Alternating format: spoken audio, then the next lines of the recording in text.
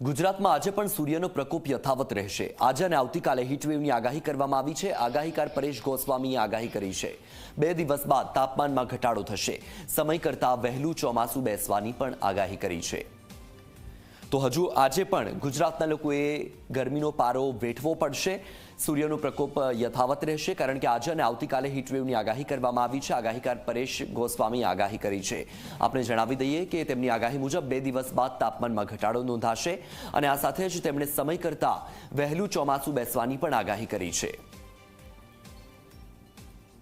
24 અને 25 મે એમ 2 દિવસ સુધી રાજ્યની અંદર તાપમાન છે ઊંચું જોવા મળશે। 24 અને 25 મે જે ઊંચું તાપમાન જોવા મળવાનું છે એની અંદર જે છેલ્લા 2 અઠવાડિયાથી આપણે જે તાપમાન હતું એના કરતા 1 ડિગ્રીનો ઘટાડો થશે। એટલે 24 અને 25 મે દરમિયાન કોઈ મોટો ઘટાડો તાપમાનની અંદર જોવા નહીં મળે, પણ ચોક્કસથી એટલું કહી શકાય કે 2 અઠવાડિયાની સરખામણીએ 1 ડિગ્રી તાપમાનની અંદર 24 અને 25 મે દરમિયાન ઘટાડો નોંધાશે અને 26 તારીખથી તાપમાનની અંદર ઘણો બધો ઘટાડો નોંધાશે।